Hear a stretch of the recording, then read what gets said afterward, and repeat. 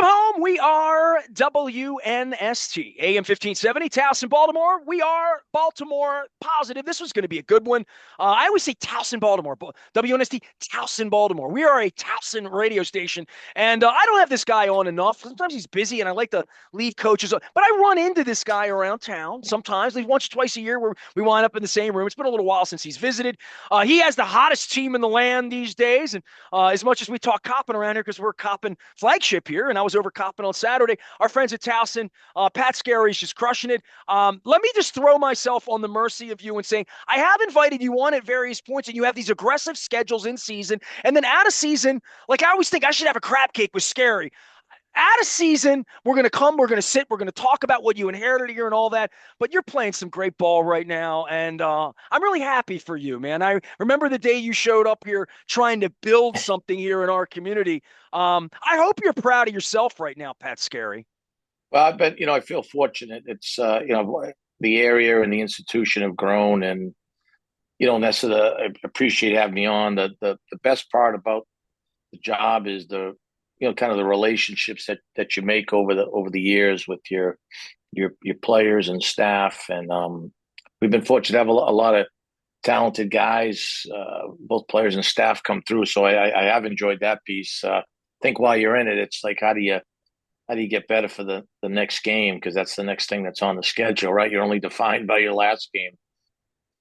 Well, I remember you getting here. I had to go back and do the math because it feels like a minute ago. It's been 14 years. So I go back to 2011, and I don't know whether it was Yahoo was a web reporter that followed you around, and you inherited really a mess. I mean, it was a winless basketball team. It's a long time ago. I have a long memory for. I remember Terry Truax. I remember the playing game in the in the what was it? It wasn't Big South. It was even before the Big South. And East Coast East Coast, Conference. Yeah, yeah. ECC, ECC. Thank you very much. The old Providence guys know this stuff.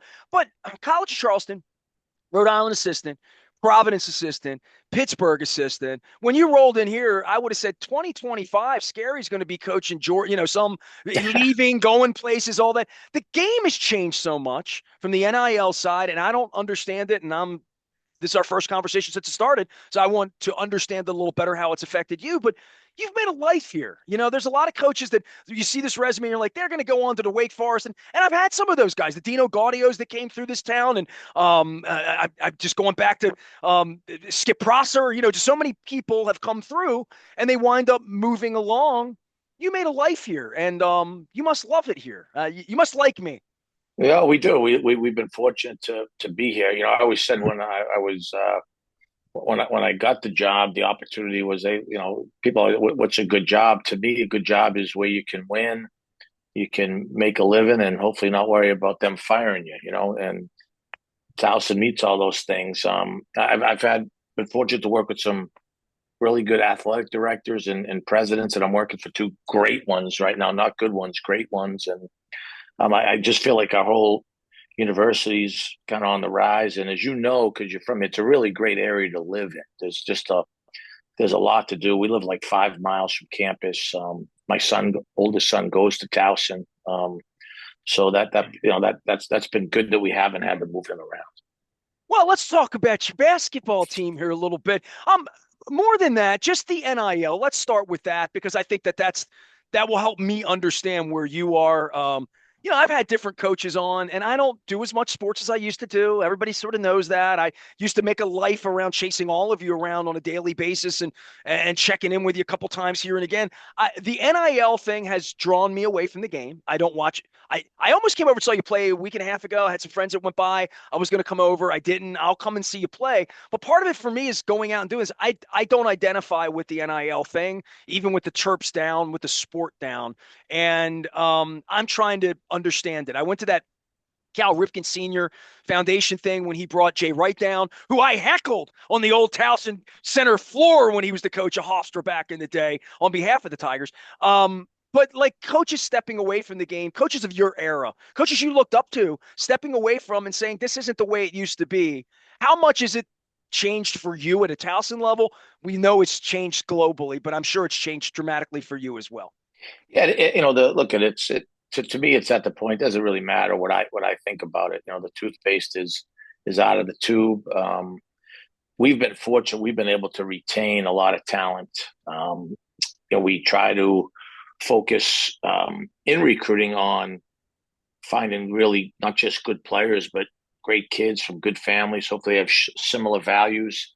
And then what can we do to retain them? This is our first year that we are doing some things with NIL, and to be quite frankly, we've had as much success since COVID as Charleston and Wilmington at the top of our league, and we've got to get even more committed in that space in order to retain talent.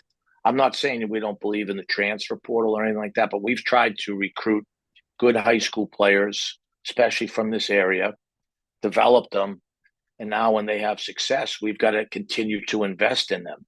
They don't want to leave. They want to play ball for you, and they want a stability, be somewhere 4 years, right? Like, yeah, and identifying that kid's everything. But that's been going on as long as you've been doing this. Back to Steve Francis and Gary Williams, just 25, 30 years ago. So, like, the rental player and the player that's going to be here for a minute, that's not really in it for 4 years to get a degree. I would think that that's been squeezed out. To your point, like, you're going to come here and you think of yourself as a 4-year player and as my player and as getting a degree and whatever your degree is going to be, that there's a difference between that person and a person that thinks they're going to go to the NBA or make a living playing basketball, right? Well, there's both. We've had some guys that we have, like, I think 16 or 17 guys playing in Europe right now, some doing very well. Other guys are in the business world, right? So everyone's path is different. It's just like, for us to, we're going to play Division I basketball, and we're in a true mid-major conference, right? It's rated 15th best conference in the country this year out of 32 leagues. So if we're going to play at that level and there's going to be expectations, our behaviors have to match what we're being compared to: Charleston, Wilmington, Hofstra, right? We've been able to win at that level, but now we've got to continue to invest. And unfortunately, like, some people I think struggle, like, paying players, and that is what it is, Nestor. That's not going back. And if but changes your relationship with them. You know what? From a coaching standpoint, that's what I keep hearing from all the real coaches. Yeah, the big schools, and like how about the UCLA coaches saying they're delusional? And I'm like, oh my God, like, Jesus. Yeah, I don't want to say how other people do, because I'm not with other people. I'm not coaching our guys any differently. We've got some NIL. We're going to have to get more. I'm not changing how I coach guys. And I also, if a guy thinks it's better for him, we'll help him find something else. I'll remind you, we're the first school in the country that had a guy leave, pre-NIL as a transfer, very good player, Zane Martin, and then went to New Mexico and then called us to come back, and I took him. And, a lot of times the grass is not green, right? Usually the grass is green when you water your yard. That's usually when the grass is green. So we've got to be in a position to water our yard so that we can keep the grass nice and green. I got all that John Wooden that Terry Truax gave me back in the day. So you'll get me crying if I start talking about Terry Truax. Pat Skerry is here. He is the other Pat's Cats are playing at home this week. On Thursday night, William and Mary. I hope you don't hear this on Friday or Saturday, but Saturday afternoon, Hampton is in as well. Home games, the gym. When did the gym come on? Was it? Did you ever coach in the Towson Center? You were in the new. You did, right? Because I get it all mixed up, but you moved buildings, correct? Yeah, when I was fortunate to get the job, we were just about to stop breaking ground on the arena. We moved into it my third year, so this is the 11th year of it. It's still spectacular. This has arguably been the best crowds we've ever had. Our AD, Steve Eigenbrot, staff have done a really good job with their marketing efforts. But one of my fondest memories here in the Towson Center is when we had that record-setting turnaround. We played the last game in the Towson Center. We were banned from playing in the postseason because of our academics, some sins of the past. And we shut the building down on our 18th game, which was an NCAA record for turnaround. That was the last game ever played in the Towson Center. A great win over Hofstra. I was back with Jarrell Benneman and Thomas and Guthrie and some guys that really helped us get the program off the ground. Well, yeah, I missed the old Towson Center and those memories. I got Rick Emmett from Triumph coming on next week. They had a famous concert at the Towson Center Yeah, that was broadcast on MTV many years ago. But the new building is beautiful, and I see people over all the time. So let's talk about your players and the players that have been winning games. Tough week. I didn't wait for you to lose a game or two to invite you on. I swear I wanted, but you were too busy winning, and I'm like. And you have an aggressive schedule. I mean, this time of year, it's very, very busy. I'm appreciative you take a little bit of time. Talk about your team and your hopes for what's going to happen next month, Pat. sure. And I'll tell you, along with the Towson Center, we're going to turn that in over the next couple of years into a fully dedicated practice facility, and all for men, women basketball, volleyball, and then also some artificial turf that our other sports need. I So love we're that it's still there. yeah, I it love is. that I can Our still walk bones in. are good. Our bones are good in that building. We just need to restructure it. But yeah, I love the group. We've got good players. Like I said, 10 guys came back from a 20-win team, so they're here for the right reasons. You know, we've got a lot of good players. I mean, Williamson, Tejada, May, Tark, Suleiman, Jones, Hicks, Lowry, like all these guys played a lot last year and came back. We've got a lot of local guys, from all the Catholic schools and private schools in this area, and we want them all to stay home. We signed three for next year, Nestor, all the six, St. John's, Mount St. Joe's. So we want to build a fence around this area and keep all these kids right here in Towson. Well, your accent leads you right back to New England. So you remember the street ball being played here and the Dunbars and the legends of the Mugsies and Wingates and Russ and all the stuff that went on here back in the day. Um, we still see kids from here go on to all sorts of Villanova, all sorts of places and play, keeping young people here and the streets that bring the basketball here. Has it gotten in your time, last 10, 15 years, recruiting for you apparently has gotten better locally, but I'm not up on even the high school circuit to know where the action is these days for you in recruiting in Baltimore. Is there enough talent here to field a championship team for Towson, Yeah, fielding 70, 80% local kids? yeah, absolutely. I mean, the Baltimore Catholic League, DC Catholic League, and then the AAU teams here in Baltimore, down in DC, are the best in the country. And it's not a secret. So every school in the country comes in here to recruit. That's the challenge. But sometimes you can't keep a guy right home from Baltimore because they want to get away, which I totally get. I was We 18 once. Yeah, we've had unbelievable success, um like kids an hour away, hour and a half away. Like, you know what I mean? They come here. We have a really now a true campus feel with 9,000 kids living on campus and a lot to do. And I've been to the student union there. I'm very impressed. I came over it's last big year. time. It's big Yeah, yeah. time now. When Dr. Yeah. Ginsburg came in, I heard his first speech there, and Did you? Yeah, yeah, this yeah, guy's yeah. he's. Let me tell you something. That guy's a rock star. He's authentic. He's smart. He's a worker. We're lucky to have him. Well, by the way, Pat Skerry's here. He is heading up the Tigers basketball program. They're at home this week. You can catch them and catch them before tournament time. So give me the tournament situation for your league and for what you're doing. Drill it all down for me because you know me. I'll go back to the East Coast Conference. I'll go back. I go to all the old conferences, but the new way of doing things and the NIL and all of this, you still can win a national championship, right, Pat? You're still Yeah, qualified, right? You're still Division One. 1,000%, All thousand right. percent. We're Division One, and we're committed to getting into March Madness and trying to make some magic happen. Our tournament starts. I don't have the date in front of me, but it starts a week from this Friday down in DC at the Events and Entertainment Center where the G League and the WNBA team play. So it's a That's a great great little facility. gym. Yeah, Yeah, right. 5,000 seats. It's they do a great job with it there. And then what happens is Friday there's two games, Saturday there's four games. Then the quarterfinals start Sunday. We're locked in. We got two more games, but we're locked into the one seed. So we'll play noon on that Sunday against the winner of the 8-9 game. And if we're fortunate enough to go on, the semifinals on Monday, the So you finals are get to sit Tuesday. around all weekend. You're that team. You're the one that just gets to sit and watch everybody else play. That's pretty much it. Yeah, Next. there's good and bads to that. So let's, you know what I mean. Well, and there's also the warm up this weekend. You want to win some games to get some momentum going because it's been a rougher week for you, right? We need to play well Thursday night against a very good William Mary team. That's the only we're not going to change anything we've done. We've got some things we've got to get better at. You only get so many opportunities to put the costume on and play. We don't get to play 82 games. We play 31 plus a tournament. So our guys will be excited to play against a good opponent in front of a good crowd. Well, it'll look good if you get to 20 wins, right? We got to get you at least to 20, 21, 22. So when we get you up on the brackets, when you guys are all Sure. staring to see where you're, but next weekend's your big weekend. So what we're telling folks, obviously, is if you love Towson, get down to DC next weekend and support the team on the tournament, right? Yeah, Sunday we've had afternoon at noon, then you win. You play what, Monday or Tuesday you would play, so right? it'll be Monday night and Tuesday night. Those games are on national TV.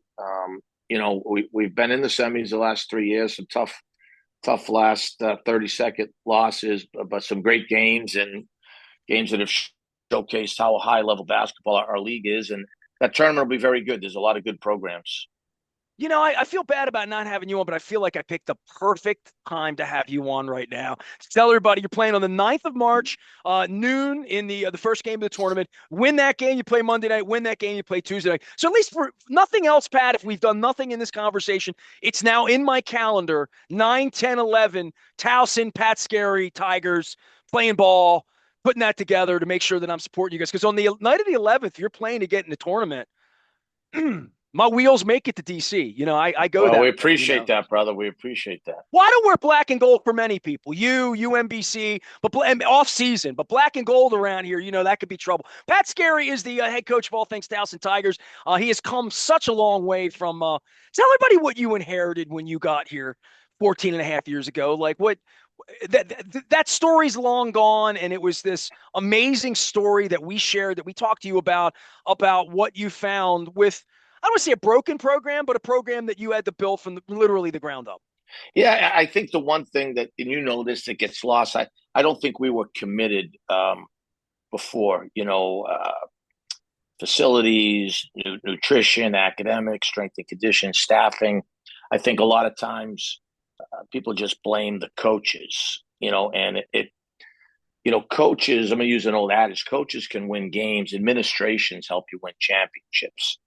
And, I've worked for some good people, so we invested in the program. And look at us, we do certain things, and we try to develop habits. I think we've had some success doing that, but we've had a lot of good players. None of this happens without good players. There's never been a Hall of Fame coach without a Hall of Fame player. So it all comes down to, can we get guys and get them better, and then keep them, right?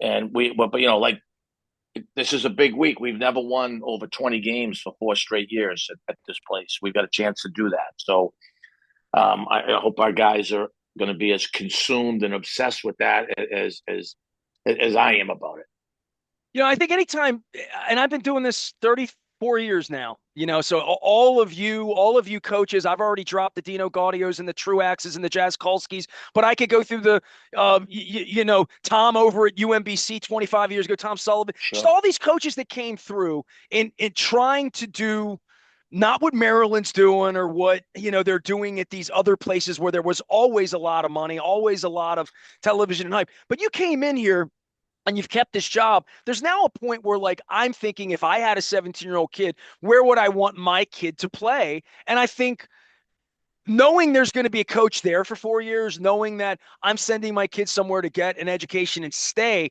that would be more paramount than ever in this transfer portal thing. I think you have something special to sell when you go out, and it's not a shock that the stability of what you have is what Steve Bisciotti wants with the Ravens. As much as I don't like the Steelers, Tomlin, that at least you know what you're getting when you come to the program. And I would say that, dare I say, and you're not going to say it, but 95% of the other programs that these kids go around anywhere, not just here, anywhere, there are coaches looking for the next thing, looking for the next program, kids looking for the next thing.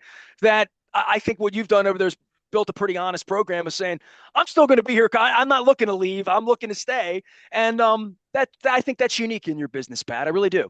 I appreciate you saying that. Like I said, we love the place, and I'm sure you feel the same way about the successful business you've created. I've every day I'm jacked up to say, hey, how do we try to do this a little better? If I ever didn't feel that way, then I would do it somewhere else. I wouldn't do it at all. But Or if you feel that's like what. you're at a place where you can't do it better for whatever reason, right? Yeah, yeah. Oh, well, I hope that. Yeah, you hope that doesn't come around. It's, but they're right. That's always who you're working for and what's the commitment level, right? All right, man. Well, look, you got to get back out, get your whistle, towel off a little bit, rest your voice. You're gonna have to yell at the officials, at some point here before We it's got to all. help them out. Yeah, we got to help them out. Get Pat help. Skerry is here. He's in front of the beautiful Towson Arena. Get on over and see them Thursday, see them Saturday, catch them at home. Senior Day Saturday, yeah, yeah. Yes, sir. Yes, 4 o'clock game in Hampton. I think I that was that just might. guessing, but I know Yep, how this works, right? yep. All right, well, Absolutely. get About out and three see Pat. forty. And by the way, next Sunday at noon, they're going to be playing the big ones when they really count to get into the tournament. And I hope to welcome you back on. Let's see, 2 weeks from now, you'll be a 15 seed playing against I don't know somebody, but Well, you can beat I'd them. love to get back on. Yeah, if we're fortunate enough to get there, I'm there whenever you need me, You brother. don't care where they seed you, right? You're not going to complain about your seeding, right? No, If you win the tournament, right? Well, let's no. win the tournament first. All right, Pat Skerry's here at Towson. My thanks to everybody over at Towson for always being good to us. Sean, everybody over there is great because we're here and they're there, and I drive by your campus at least twice a week. I am Nestor. We are WNST, AM 1570, Towson, Baltimore. We never stop talking Baltimore positive and Tigers basketball.